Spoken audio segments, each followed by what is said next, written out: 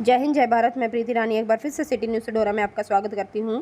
आज सढौरा विधानसभा के अंतर्गत छछरौली खंड के गांव मानकपुर में सरपंच मुस्तकीन की अध्यक्षता में कांग्रेस पार्टी द्वारा हाथ से हाथ जोड़ो कार्यक्रम का आयोजन किया गया।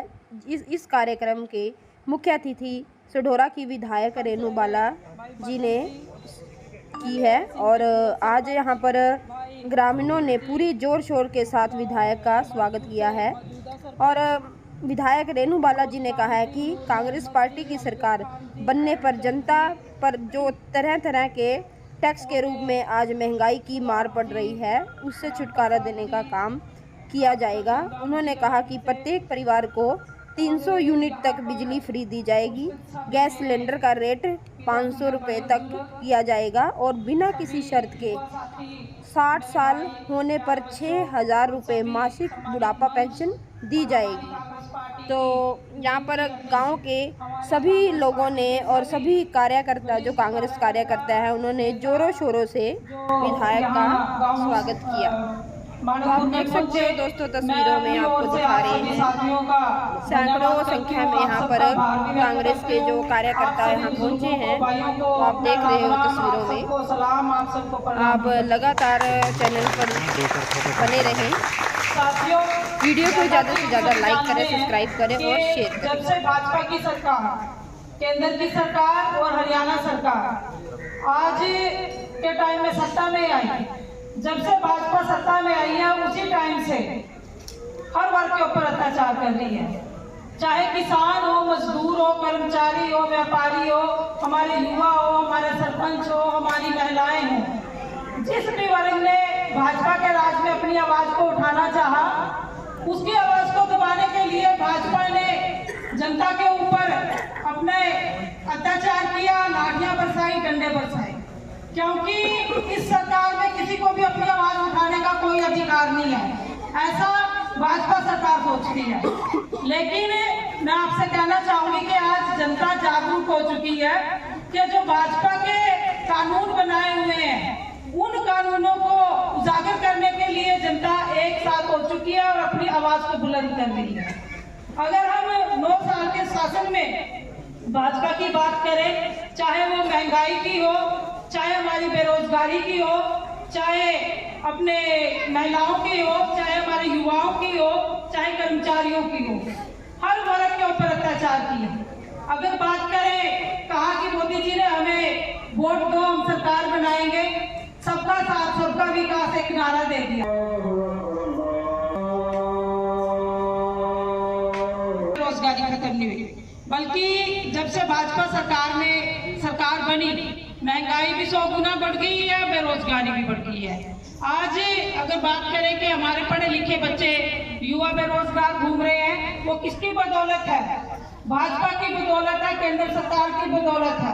क्योंकि अगर हम अपने बच्चों को पढ़ा लिखा कर ये सोचते हैं कि हमारे बच्चों को नौकरियां दी जाए, नौकरियां मिले, लेकिन नौकरी मिलेगी कैसे?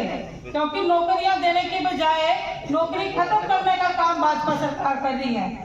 अगर महंगाई की बात करें, तेल के दाम, गैस के दाम, डीजल के दाम, पेट्रोल के दाम, खाने के दाम दिनों दिन इतने बढ़ते जा रहे हैं कि गरीब वर्ग और मध्य वर्गीय परिवार वर्गों की कमर तोड़ने के काम महंगाई कर रही है भाजपा के राज में।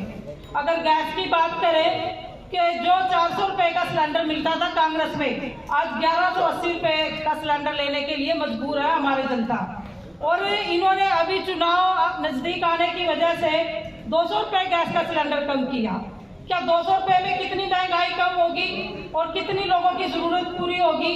तो ये कहते हैं कि जैसे एक लोगों को कहते हैं कि एक मिठाई के तौर पे वो दे दिया कि लोग इसके बहकावे में आ जाएंगे, 200 रुपए की छूट दे दी और सिलेंडर कम कर दिया।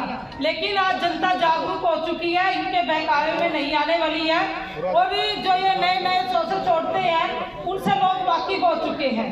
और मैं आप सबसे यही कहना चाहूंगी कि आप लोगों के गांव में पहले भी आए हैं और आप लोगों की बदौलत यहाँ से हम लोग विधायक बनकर गए और आप लोगों के आशीर्वाद से ही यहाँ से विधायक चुनकर गए। और आपकी जो आवाज है, वो चाहे सड़कों की आवाज हो, चाहे डेवलपमेंट हो, विकास का काम हो, आपके गलियों के मुद्दे हो, आपके स्कूल के एजुकेशन का मुद्दा हो, हर विधानसभा का जरूरत है वो मुद्दा उठाया, जनता की समस्या है, उस समस्या का निवारण हम करवा सके। लेकिन इस गूंगी बहरी सरकार को जगाने के लिए विधानसभा में भी बोलते हैं और चाहे सड़कों पे उतर के बोलना पड़े वहां भी आप लोगों की आवाज को उठाते हैं, ताकि इस गूंगी बहरी सरकार को जगाया जाए, चाहे वो माननीय मोदी जी हो, चाहे माननीय मुख्यमंत्री खट्टर साहब हो, लेकिन एक कान से सुन के दूसरे कान से निकाल देते हैं। तो ऐसी सरकार जो जन विरोधी सरकार है, इस सरकार को हमने इस देश से, हरियाणा से निकालना है, ताकि आने वाले समय में हम सबका, हमारे बच्चों का भविष्य सुरक्षित रहे।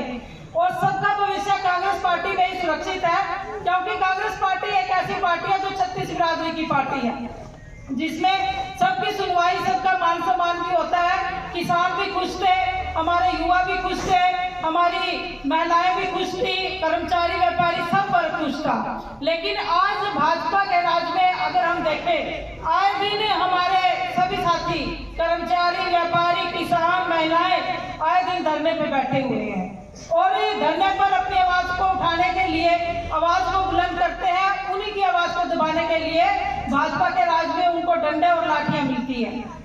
तो साथियों, एक नारा दे दिया इन्होंने कि बेटी बचाओ बेटी पढ़ाओ, और बेटियां कहाँ बच रही हैं हमारी, और क्या पढ़ाओ, ये इनका एक नारा कागजों में सीमित रह चुका है। क्योंकि बेटियों के ऊपर अत्याचार इतने ज्यादा हो रहे, चाहे आशा वर्कर हो, हमारी आंगनवाड़ी वर्कर हो, हमारे छोटे छोटे बच्चे हो, सबके ऊपर अत्याचार हो रहा है। तो साथियों, ऐसी सरकार जो जन विरोधी सरकार है, इस सरकार को हमने हरियाणा से निकालना है। और आने वाले समय में 2024 में हमारे चुनाव है, लोकसभा के चुनाव है, फिर विधानसभा के चुनाव है, और इनकी एक नीति हो सकती है कि ये दोनों चुनाव इकट्ठे करवाएं, लोकसभा भी विधानसभा भी। तो हम लोगों को अपने लोकसभा चुनाव के लिए भी और विधानसभा चुनाव के लिए भी तैयार